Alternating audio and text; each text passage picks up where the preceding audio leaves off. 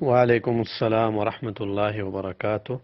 سوال یہ ہے کہ مصافحہ کرنے کا سنت طریقہ کیا ہے؟ مصافحہ ایک سنت اور مستحب عمل ہے، اور سنن ابو داؤد میں حدیث ہے کہ رسول اللہ صلی اللہ علیہ وسلم نے فرمایا کہ جب بھی مسلمان آپس میں ملتے ہیں اور مصافحہ کرتے ہیں تو ان کی گناہ ان کے الگ ہونے سے پہلے معاف کر دیے جاتے ہیں، اور صحابہ کرام کا بھی یہی معمول رہا ہے۔ صحیح البخاری میں حدیث ہے 6263 نمبر پہ، قتادہ فرماتے ہیں کہ میں نے انس بن مالک سے کہا رضی اللہ عنہ، کیا صحابہ کرام مصافحہ کیا کرتے تھے؟ قال نعم، انہوں نے کہا جی ہاں، کیا کرتے تھے۔ امام ابن بطال رحمہ اللہ فرماتے ہیں کہ مصافحہ ایک اچھا عمل ہے سب علماء کے ہاں، اور امام نووی رحمہ اللہ فرماتے ہیں کہ مصافحہ سنت ہے،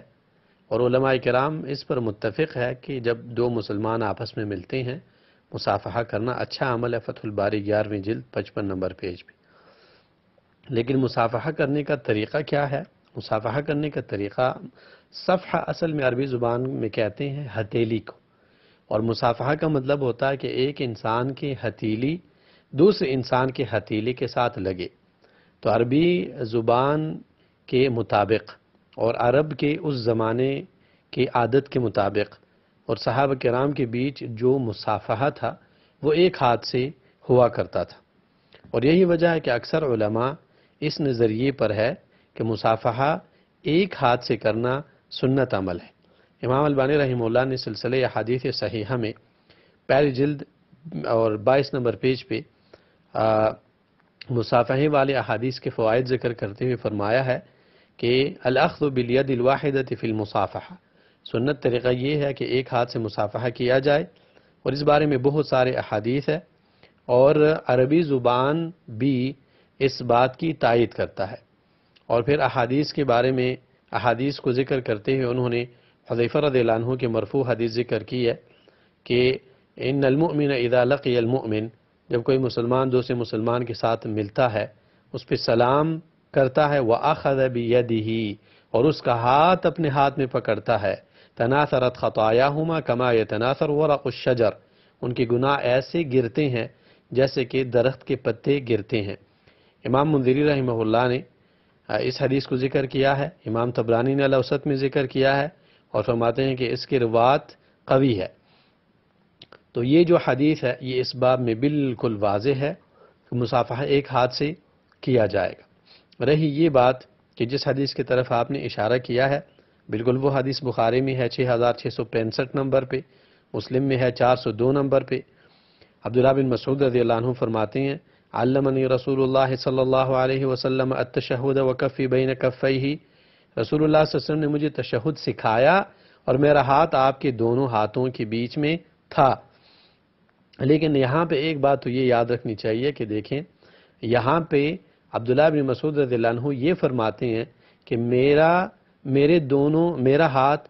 اللہ کے رسول صلی اللہ علیہ وسلم کے دونوں ہاتھوں کے بیچ میں تھا۔ یہ اللہ عبداللہ بن مسعود رضی اللہ عنہ نے نہیں فرمایا کہ میرے دونوں ہاتھ بھی اللہ کے رسول صلی اللہ علیہ وسلم کے ہاتھوں کے ساتھ لگے ہوئے تھے۔ لہٰذا یہ جو حدیث ہے یہ اگر اس کو دلیل بنایا جائے تو یہ دراصل دلیل ہے ان علماء کے لیے جو مصافحے میں کہتے ہیں کہ ایک ہاتھ سے کرنا چاہیے، کیونکہ یہ جو اس حدیث میں جو ذکر ہے یہ ایک ایسی حالت ہے کہ جس میں اللہ کے رسول صلی اللہ علیہ وسلم عام حالتوں میں عمل نہیں کیا کرتے تھے، تو یہ ایک ہٹ کی چیز تھی، اس لیے عبداللہ بن مسعود رضی اللہ عنہ نے اس حالت کو ذکر کیا۔ اور دوسری بات یہ ہے کہ اس حدیث سے دونوں ہاتھوں سے مصافحہ کیسے ثابت ہو سکتا ہے؟ دونوں ہاتھوں سے مصافحہ تو آپ تب ثابت کرتے جب عبداللہ بن مسعود رضی اللہ عنہما کہتے کہ میرے بھی دونوں ہاتھ اللہ کے رسول صلی اللہ علیہ وسلم کے دونوں ہاتھوں کے ساتھ لگے ہوئے تھے، حالانکہ عبداللہ بن مسعود کا ایک ہاتھ تھا اور رسول اللہ صلی اللہ علیہ وسلم کے دونوں ہاتھ تھے، اور یہ بات اس حدیث میں بالکل واضح ہے۔